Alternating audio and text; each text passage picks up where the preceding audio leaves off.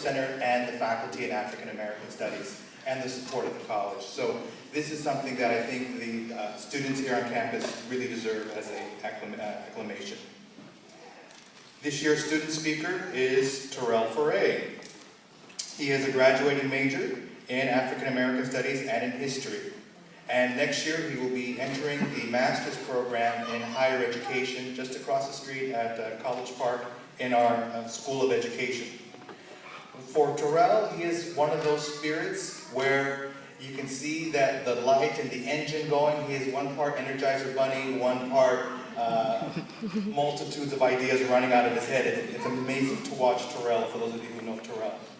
So without further ado, I turn the podium over to Terrell Foray, our speaker for African American Studies.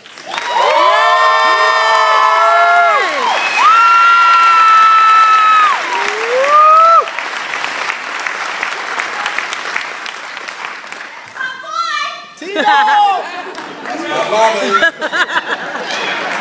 Tito!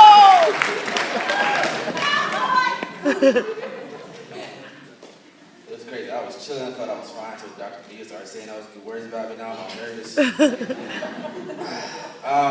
First off, I just want to thank the African American Studies Department for giving me this opportunity to speak. For those of you who don't know me, I'm involved in several organizations on campus. I've hosted events, I facilitate meetings, I've had opportunities to present at national conferences, but for any public speaking event, this occasion right here means the most to me. So thank you, African American Studies Department. Okay. Can't take too much time. So, when I was young, my parents gave me the best words of wisdom a child can possibly receive from his or her parents. My father told me that it was cool to be smart. My mother told me, no matter what you do, try and be smarter than the next guy next to you.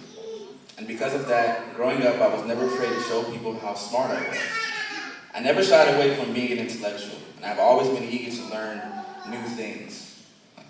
Because of those words my parents spoke to me, I've always felt at home when it came to education. Whenever people ask me about my undergraduate experience, I tell them that these past 6 years have been the best experiences of my life. Now, I might be considered an idealist when I say this, but I've never viewed college as a means to an end.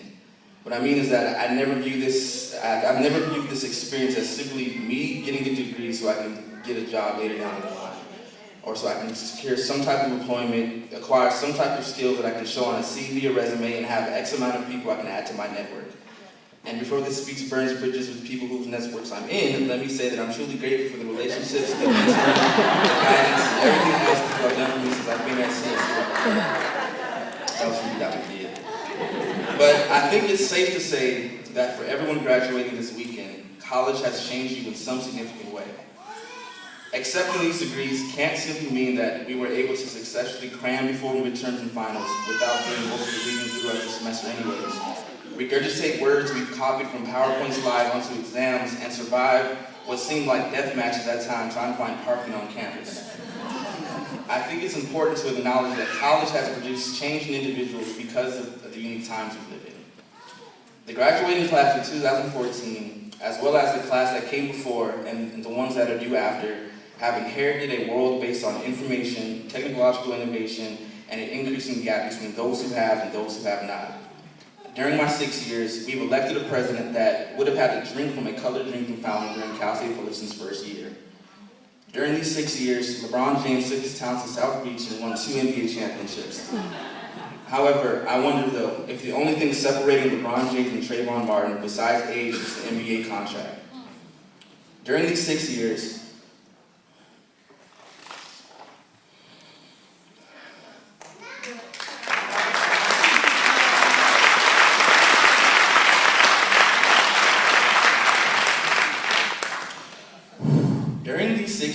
I've watched some individuals occupy Wall Street.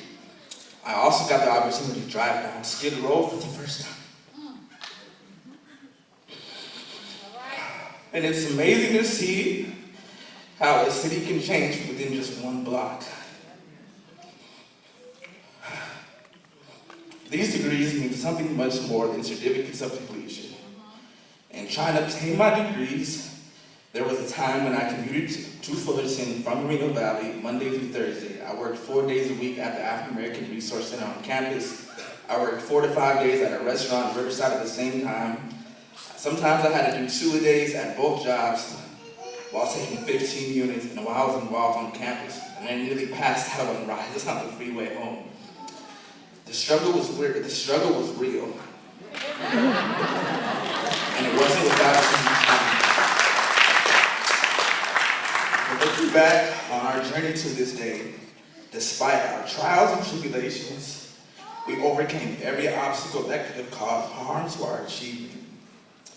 We know we couldn't have made it through the storm without help. So to our friends and our loved ones for being our shoulders to lean on when things got rough, you have our deepest appreciation.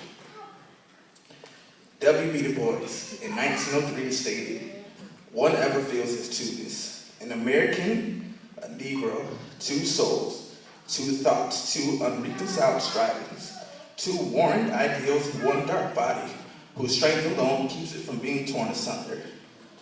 I went through a major identity crisis throughout my undergraduate experience. In my classes, I was usually the only, if any, black student in the class. I felt everyone saw me and didn't see me at the same time, and I didn't know if I wanted to be seen or just blend in with the crowd. And to deal with this clashing of soul, I took refuge in ethnic studies. I read books about Malcolm X, Huey P. Newton, heard lectures about Marcus Garvey, and those types of readings ignited a fire inside of me that still burns bright to this day. If it wasn't for these types of readings, I wouldn't be as comfortable with my African American identity as I am now. Yeah. In addition, if it wasn't for ethnic studies, I wouldn't be able to relate to everyone that I do now. In my first semester here, I signed up for a Chicano studies course unintentionally. I learned about the history of immigration in the United States and the experiences of people of color, specifically the experience of undocumented immigrants. And I began to sympathize with their struggles and began to see them in a different light than I did before. In my second year, I took a course with Regina Roney on the internment of Japanese American in World War II. And there, I learned about the model minority myth and the racism that fueled Executive Order 9066 that relocated so many American citizens that resulted in the loss of businesses and homes by Japanese Americans. In my third year, again, in an attempt to fulfill a GED, I stumbled upon Asian American Studies 308, taught by Jennifer Yee. Professor Yee's course had an impact on me, on my life, and that is and forever will be near and dear to me. I learned about the experiences of Asian Pacific Islander women and was somehow able to relate to those experiences through my experience as a black male. And as well as conversations that I've had with different professors on campus, those of Dr. Robinson's conversations, Dr. Radcliffe's, and by far the most influential person I've met on campus, Dr. Medea. I've learned about the true value of an ethnic studies degree. This isn't just history or culture we are being taught, but in learning about the experiences of people of color, you learn not only about yourself, but you learn how to see people who they truly are and to love them for who they truly are. So, to my fellow graduates, understand that our work only begins now. We owe it to the world to utilize the knowledge we've acquired to make this world better.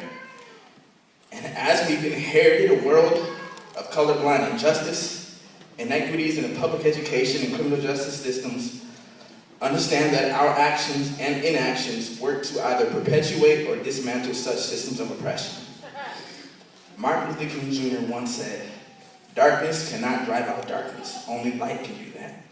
Hate cannot drive out hate, only love can do that." And I say to my fellow graduates, I love you. Even if you've never met before today, I still love you. And lastly, and certainly, not the least, congratulations.